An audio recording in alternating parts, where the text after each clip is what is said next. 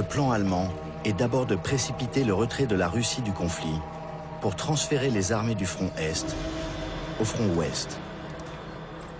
Dans ce but, le général Ludendorff, toujours le véritable maître de l'Allemagne, a favorisé le retour à Saint-Pétersbourg du principal agitateur politique russe, Vladimir Ilitch Ulyanov, dit Lénine. Après avoir écrit des livres sur la prise de pouvoir du communisme, il vivait en exil, en Suisse. Il a 47 ans. Si les Allemands ont financé son voyage et sont partis, c'est parce que ceux qui ont chassé le tsar en février 1917 continuent à se battre. Si Ludendorff a voulu cette alliance contre nature, ce n'est pas parce que Lénine veut la fin de la propriété privée, mais parce qu'il proclame qu'il retirera la Russie de la guerre.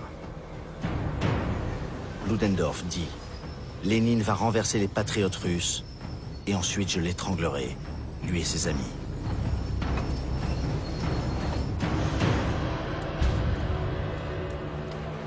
Dans cette Russie anéantie par la guerre, cette Russie de la misère, de la famine et de la désorganisation de l'armée, Lénine dit « La paix, le pain, la liberté et la terre sont nécessaires à cette masse ». Lénine accuse le gouvernement provisoire de Kerensky de continuer la boucherie impérialiste.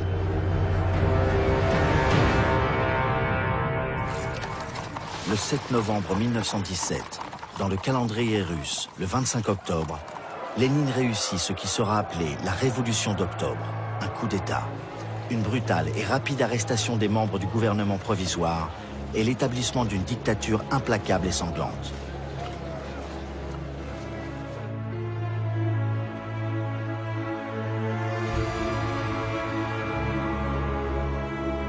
Lénine avait écrit, dès la première révolution de 1905, « La terreur est l'instrument d'une politique d'hygiène sociale ». Parmi ses victimes, toute la famille impériale. Le premier grand empire que la guerre emportera.